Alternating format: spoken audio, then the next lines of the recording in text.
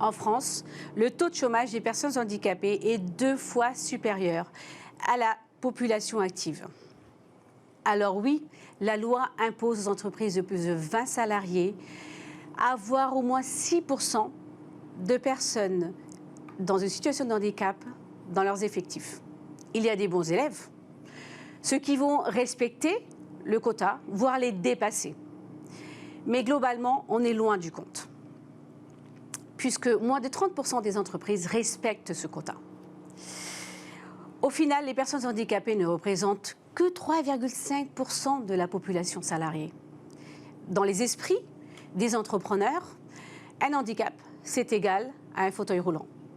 Donc, des aménagements coûteux pour rendre leurs locaux accessibles. Mais cette perception est complètement faussée, puisque dans les 80% des cas, un handicap ne se voit pas.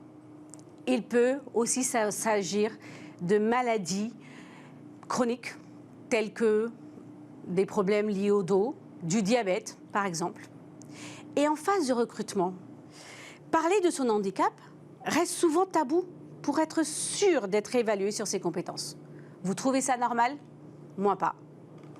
En France, il n'y a pas de réelle culture de l'handicap en entreprise.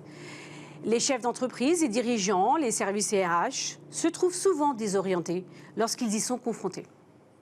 À l'heure où l'une des plus grandes problématiques RH du moment est de capter et de retenir les talents, embaucher une personne dans une situation de handicap peut être une formidable opportunité pour s'ouvrir à de nouveaux profils et pas seulement un moyen de répondre à une obligation légale.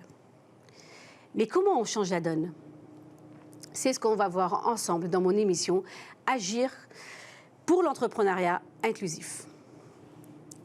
Et pour cela, on va en parler avec Amou Bouakaz, ancien adjoint au maire de Paris, aveugle de naissance, président de H-Up Entrepreneur, Arnaud Muret, directeur de l'OPCO, Jean-Louis Ribes, PDG de DSI.